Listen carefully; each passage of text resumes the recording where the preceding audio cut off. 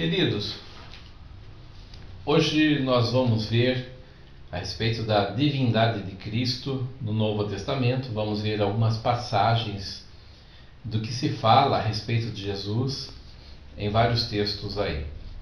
Vejamos o primeiro texto. 1 Timóteo 3, versículo 16 diz assim: E sem dúvida alguma, grande é o mistério da piedade. Deus se manifestou em carne. Então, a manifestação de Deus em carne. Foi justificado no Espírito, visto dos anjos, pregado aos gentios, crido no mundo, recebido acima na glória. Tudo isso está falando a respeito do Filho de Deus. Foi ele que foi manifesto em carne. E quando fala de sua manifestação, fala que Deus se manifestou em carne. Então, quem é o Filho de Deus? Quem é Jesus? Ele é Deus. Ele é Deus. Ele é divino. Deus tomou a forma de servo, adotou para si mesmo uma nova natureza que antes não havia adotado, que era a natureza humana. Então agora Deus se torna humano. É aqui Paulo escreve para Timóteo, no capítulo 3, no versículo 16. Por que Paulo escreve isso? Porque havia cristãos que não estavam entendendo direito quem Jesus era. Então Paulo escreve para Timóteo, dando o seu depoimento, sua explicação a respeito disso. Um outro texto é o texto de Atos, capítulo 20, versículo 28. Nós sabemos que Jesus Cristo é o Salvador de todo aquele que nele crê, e os apóstolos também acreditavam nisso.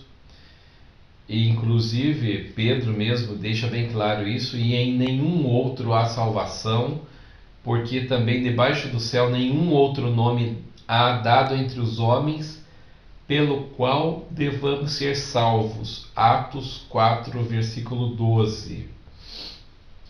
E isso é óbvio para todos os apóstolos, que Jesus é o Salvador e não tem outro.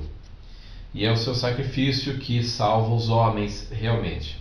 Em Atos 20, versículo 28, nós vemos o registro de Lucas, quando ele escreve. Lucas escreveu o livro de Atos.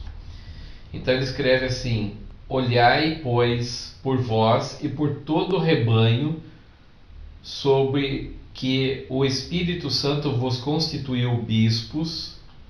Então o Espírito Santo é quem levanta esses líderes na igreja, para apacentardes a igreja de Deus. Então ele diz aqui que a igreja pertence a Deus, que ele resgatou com o seu próprio sangue. Quem resgatou com o seu próprio sangue? Vamos fazer a pergunta. Deus. Mas Deus tem sangue? A questão é que aqui está se referindo a Jesus Cristo, Filho de Deus. Por quê? Porque foi através do seu sangue que ele resgatou a igreja para Deus. Depois vemos em Hebreus 1, versículo 8 e 9, está escrito assim: Mas do Filho diz: Ó Deus, o teu trono subsiste pelos séculos dos séculos.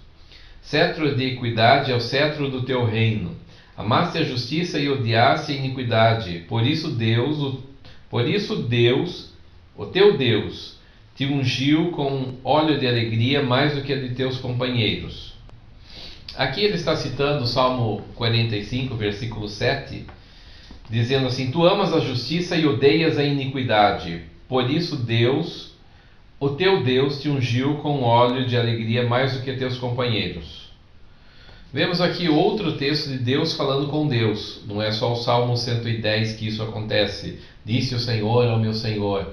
Mas aqui também, por isso Deus, ele está dizendo para Deus: Por isso Deus, o teu Deus, te ungiu com óleo de alegria. Então ele está falando com duas pessoas. Ele está dizendo aqui para o Senhor, Jesus, que o Deus dele o ungiu com óleo de alegria. Por ele chama Jesus aqui de Deus. Por isso Deus, eu estou falando com o Senhor Deus, o teu Deus te ungiu com óleo de alegria, mais do que teus companheiros. E esse óleo de alegria que ele está dizendo aqui, ele está falando sobre uma unção especial. Por quê? Porque o Messias quer dizer ungido. Messias quer dizer ungido. Então ele recebeu um óleo de unção muito mais abundante do que qualquer outra pessoa. Não existe ninguém para se comparar com Jesus.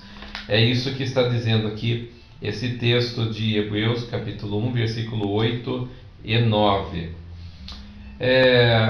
Aqui o ungido de Deus, que é Jesus Cristo, tem um trono e é o trono de Deus. O escritor de Hebreus está provando que Cristo é maior do que Moisés e é maior do que os anjos.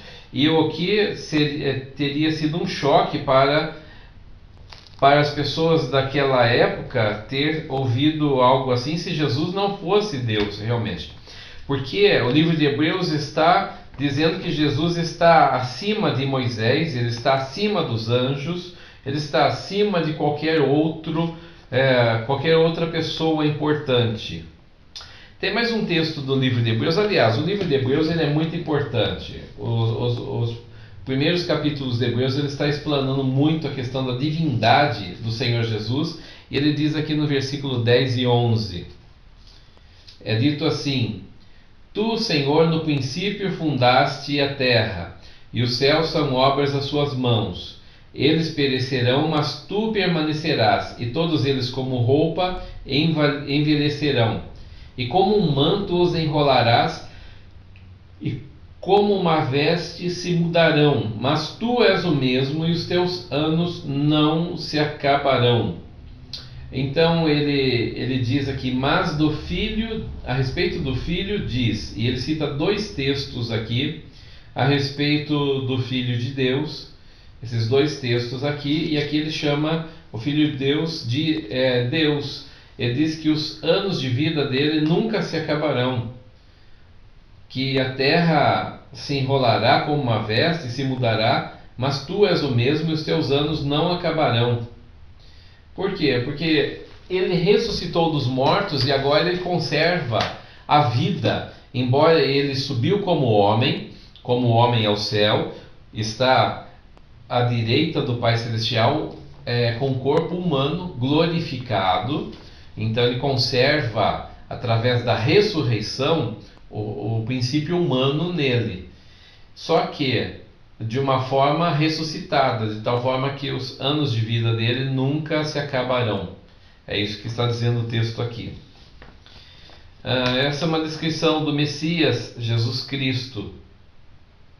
E a obra aqui é citada no Salmo 102, versículo 26. Eles perecerão, mas tu permanecerás. Todos eles se envelhecerão como um vestido, como uma roupa, e ficarão mudados. Então ele diz a respeito do Filho de Deus: tu, porém, permaneces o mesmo. É a obra de Cristo como ele não experimentando o envelhecimento. O envelhecimento é exatamente porque ele morreu e ressuscitou dos mortos, então nunca mais envelhecerá. Todos esses textos que eu citei aqui estão falando do Filho de Deus, que é eterno, que realmente tem atributos divinos, que realmente é Deus. O livro de Hebreus, nos dois textos aqui que nós lemos, está se referindo a ele como Deus realmente. E também esses dois textos de Atos 20, versículo 28, 1 Timóteo 3, versículo 16. Amém, queridos? Deus abençoe cada um de vocês.